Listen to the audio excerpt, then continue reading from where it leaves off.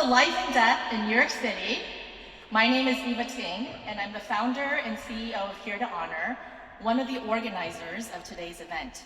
We are so grateful that you're all here to be part of this inaugural gathering, and we are excited for the day ahead. This day wouldn't be possible without some amazing sponsors, so we want to start off by thanking them. We want to thank Coda Estate Law, NYC Senior Care Authority, Ford Financial Solutions, Inheritance of Hope, Inspire Modern Senior Living, LifeWorks, Sparrow, Trellis Works, Trustworthy, Enelda, and Iliamna Fish Company for sponsoring our event today. We also want to give a big thanks to ReWell and GiveWillow, two of our sponsors who actually have informational tables on site. Their tables are located just around the corner and also downstairs, so we invite you to stop by, say hello, and learn more about their wonderful services. I heard a rumor that GiveWillow has a raffle today and a prize, so be sure to check that out. We're also really grateful for our event partners today, the Parish of Calvary St. George's, for hosting us in their beautiful historic church facility, and Pixie Scout for catering our lunch and nourishing us with good food. You can learn more about our sponsors, our speakers, and the schedule for the day in the notebooks that you received when you came in. And please also use these notebooks for any notes that you want to take today. We also have a reflection room that's available all day, and it's a space that's just set aside if you need to take a break from the programming or just need a moment for yourself. That room is right around the corner and down the hall, and you're welcome to drop by the reflection room anytime throughout the day. We also love for you to share about your experiences from today, and we'd love to see the event from your perspective. So if you're an Instagram person and you want to post things, feel free to tag our handles and also use hashtag LifeDeathNYC. So, all the business aside, why are we here today? Well, New York, as Jay-Z so famously and poetically rapped, is a city with 8 million stories. That number is actually closer to 8.5 million now, but still, give or take. That means 8 million neighbors and friends and family members, all trying to figure out what it means to live a life with our needs being met, live with a sense of purpose and perhaps meaning, and live a life where we give love and receive love. 8 million lives, 8 million deaths. So in this room today, we are gathering as folks from New York City and even beyond. We come from diverse backgrounds, different upbringings, different cultural experiences, different religious and faith expressions, and we chose to be here today because of a variety of reasons. Some of us work in death-related or adjacent fields. Some of us are facing mortality in very real ways for ourselves or our loved ones. Some of us are curious, perhaps fearfully, hesitantly curious. But we're all here because we want to talk about death.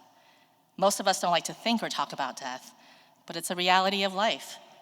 So today, we're here to bring that conversation more out into the open. What if we view the end of life as a journey, one that we are all embarking on? What if this journey is not meant to be taken solo, but one in which we are to be accompanied, traveling together, and learning with and from one another? Wherever you are on that journey today, we are here to remember we are not alone. We are in this together, and we need one another. So let's take a moment as we settle into our day together. I invite you to close your eyes with me and just take a few deep breaths. You don't have to breathe a certain way. Just take a couple deep breaths and notice your body falling and rising with each breath. Notice the ground beneath your feet, the seat that you're sitting on. And as you continue breathing in and out, notice the temperature of the air on your skin, any sounds that you might hear.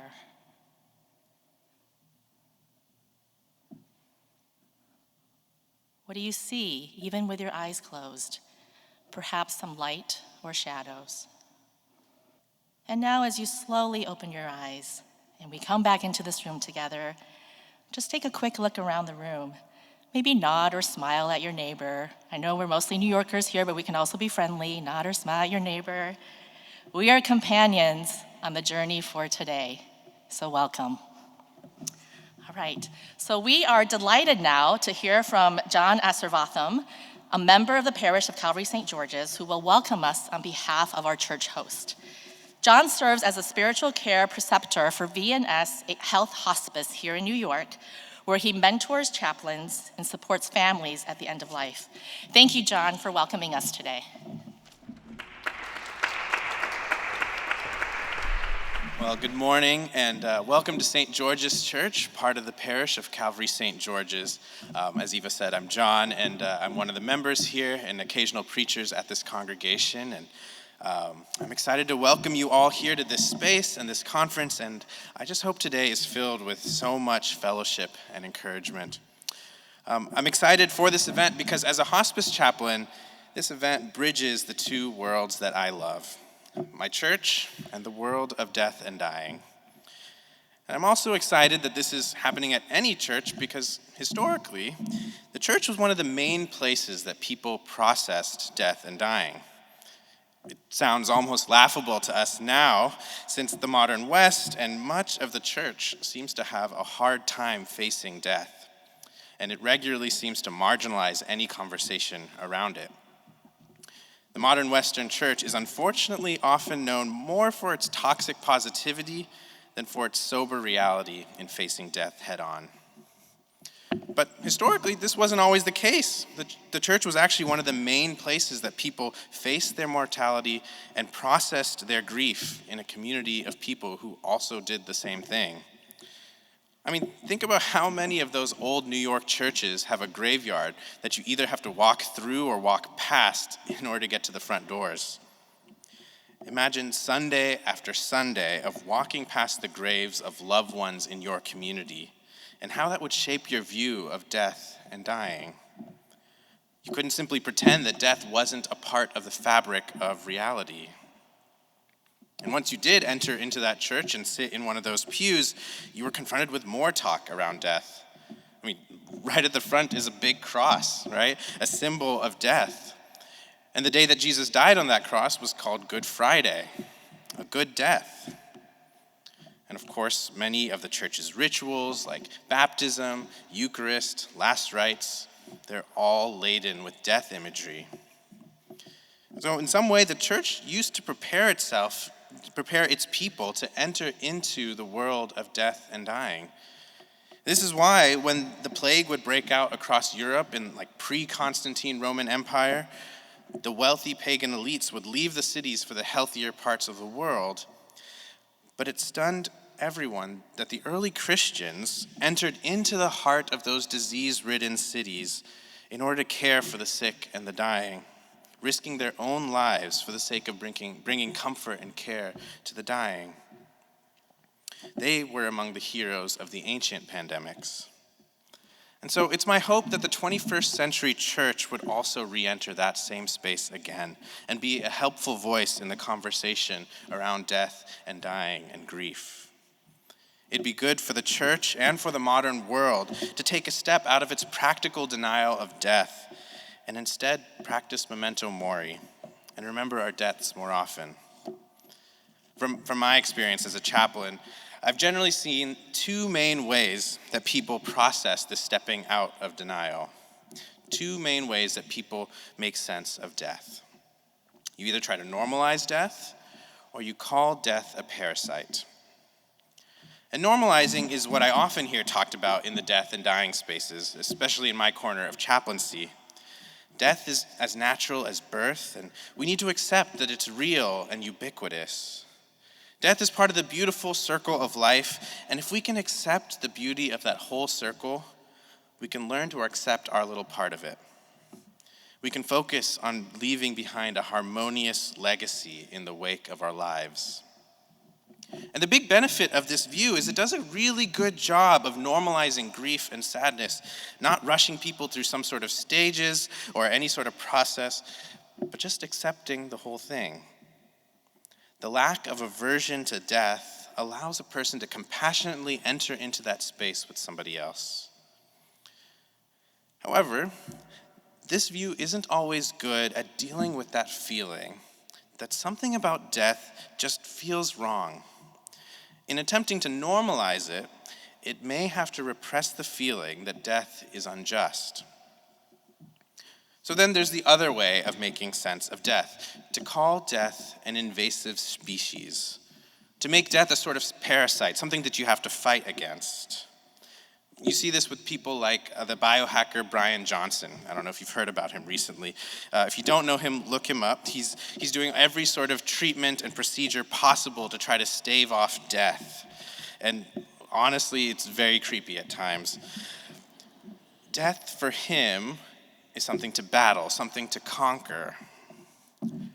But this isn't the only way of viewing death as an enemy. Historically, Christians also called death a parasite. In the Christian narrative, death wasn't part of the original creation at all. Instead, it was something that slithered into paradise and brought devastation. Birth and life are natural, but death and decay are invasive. However, unlike Brian Johnson, the Christian faith isn't about defeating death through science and technology. In fact, it's not about defeating death through any of our own schemes or actions.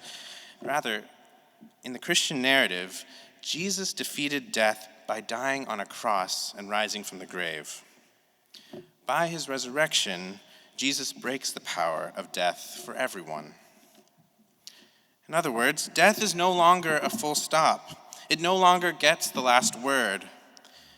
Instead, death becomes a doorway into eternal resurrection life, where one day even our physical bodies will be healed and restored. And it's that resurrection hope that emboldened those early Christians to enter into those plague-ridden cities to be with the dying. It strengthened them to be present to others in their suffering, normalizing the sadness and grief that are part of the journey. But it also gave them the ability to affirm that there was something wrong, something unfair, something unjust about death. They didn't have to repress the feeling that despite the fact that everyone dies, it still feels unnatural. It still feels wrong. They could acknowledge their aversion to death and yet not avert their eyes in its presence. And this is all because they believe that Jesus' death and resurrection meant that death was no longer uncharted territory. They were simply following the footsteps of one who had gone before them through death and into life. They could face their own demise boldly because they knew that the one who defeated death was with them. And so this is why I'm excited that our church can be a part of this beautiful event on death and dying. I mean, what a privilege it is to have all of you here today who are willing to spend a very beautiful Saturday facing the reality of death in a community of people who want to support each other in this conversation. As I say often in my hospice work, as our eyes adjust to the darkness, we start to see the beauty that is there too. And I know some of you here today are walking through that valley of the shadow of death right now. And my prayer for you and for all of us is that we all leave here today feeling less alone, more grounded, and more deeply rooted in the hope that even in the darkness, the light is not overcome. So thank you all for being here.